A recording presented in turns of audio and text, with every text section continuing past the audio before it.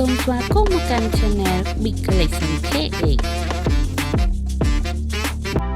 ជំរាបសួរបងប្អូនទាំងអស់គ្នាថ្ងៃនេះ Channel យើងខ្ញុំនឹងបង្ហាញបងប្អូនពីអាវផាយសម្រាប់ជនជាតិឥណ្ឌា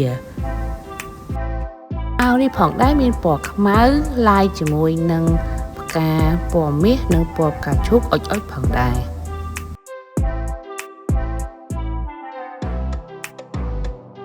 ចំពោះអាវនេះមានឆែកសងខាងផងដែរ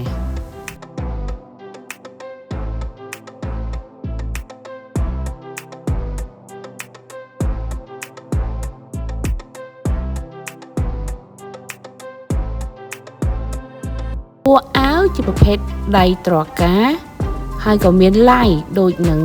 ចុងអាវផងដែរ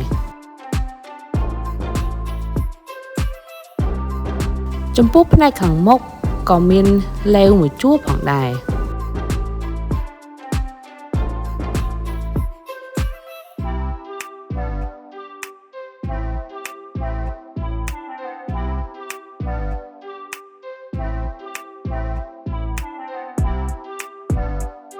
យើងទៅមើលផ្នែកខាងក្រោយវិញម្ដង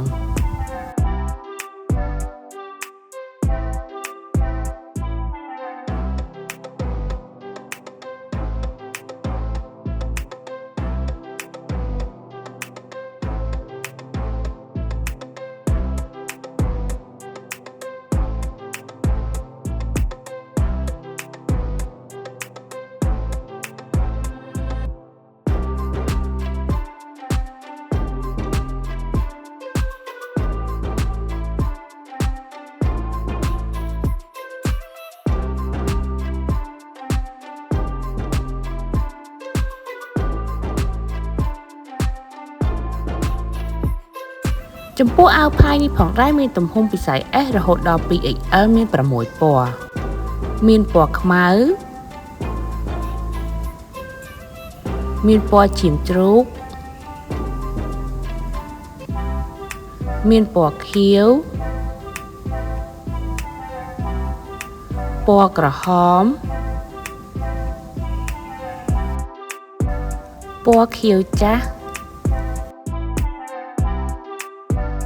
និងពណ៌ឈូកផងដែរសូមចុច Subscribe និងសញ្ញារូបកណ្ដឹងដើម្បីទទួលបានវីដេអូថ្មីៗពី Channel យើងខ្ញុំ